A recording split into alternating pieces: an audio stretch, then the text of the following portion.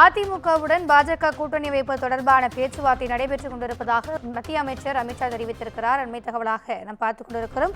இத்தொடர்பான தகவல்களை நமது இணைப்பில் நம்மோடு இருக்கிறார் பத்திரிகையாளர் பிரியனவர். அவரிடம் கேட்டு தெரிந்து கொள்ளலாம். சார் வணக்கம்.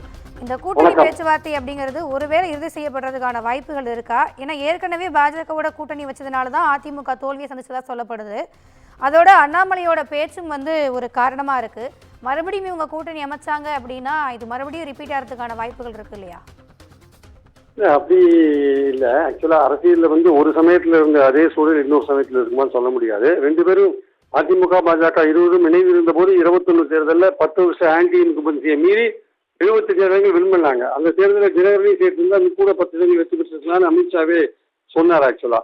ஸோ அந்த மாதிரி சூழலில் அதுக்கப்புறம் அவர்களுக்குள் ஏற்பட்ட ஒரு கருத்து வேறுபாடு அல்லது அண்ணாமலை பேசிய சில பேச்சுக்கள் காரணமாக கூட்டணி பிரிந்தது. அப்படி பிரிந்து போய் ரெண்டு பேரும் தனித்தனியாக பார்லிமெண்ட் எலெக்ஷனில் இருந்தபோது ரெண்டு பேருக்குமே எந்த விதமான பலனும் கிடைக்கவில்லை. ரெண்டு பேரும் ஒரு இடம் கூட வின் பண்ணலை. ஆனால் சில தொகுதிகளில் ரெண்டு பேர் வாங்கின ஓட்டுக்களை அதிமுக பாஜக வாங்கின ஓட்டுக்களை கூட்டி பார்த்த போது அது சில இடங்களில் திமுக கூட்டணியோட அதிகமாக இருந்தது நம்ம பார்த்தோம் நம்ம. ஸோ அந்த சூழலில் தான் அந்த எலெக்ஷன் முடிஞ்ச பிறகு ரெண்டு தரப்புலையுமே அதிமுக பாஜக ரெண்டு தரப்புலையுமே கூட்டணி வரப்போற 26 தேர்தலில் கூட்டணி அமைக்கணும்ன்ற ஒரு எண்ணம் வலுத்தது ஆக்சுவலா. ஸோ அதை நோக்கி தான் அந்த கடந்த சில மாதங்களாக பேச்சுவார்த்தை நடந்தது. அந்த பேச்சுவார்த்தையின் உச்சகட்டமாகத்தான் அமித்ஷா எடப்பாடி சந்திப்பு நடந்தது.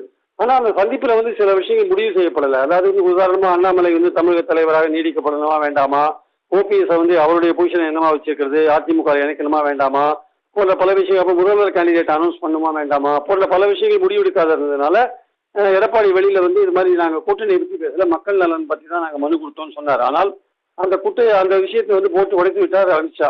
பேச்சுவார்த்தை நடந்து கொண்டிருக்கிறது என்ற விஷயத்தை உடைத்து விட்டார். அதுதான் உண்மை நிலையும் கூட.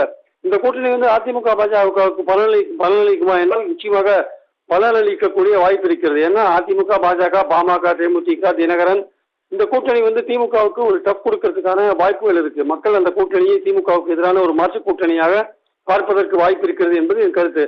அதனால இந்த இயல்பான இந்த கூட்டணி அமைவதற்கான வாய்ப்பு இருக்கு. அதை எடப்பாடி மறைத்தார். சில விஷயங்கள் ஃபைனலைஸ் ஆகாதனால சொல்ல தயங்கினார். அதை அமித்ஷா போட்டு உடைத்து விட்டார் என்பது என் கருத்து. 2026 சட்டமன்ற தேர்தலில் இந்த கூட்டணிக்கு தமிழ்நாட்டில் எடுபடும் அப்படின்னு நினைக்கிறீங்களா சார்? ஏன்னா பாஜக ஒரு பக்கம் அண்ணாமலை சொல்றாரு, தமிழ்நாட்டில் பாஜகவுக்கான ஆதரவு அதிகரிச்சுக்கிட்டே இருக்கு மக்கள் கிட்ட அப்படிங்கிற மாதிரியும் அவர் சொல்றாரு. அப்படி பார்க்கறப்ப இந்த கூட்டணி எடுபடுறதுக்கான வாய்ப்புகள் இருக்கா?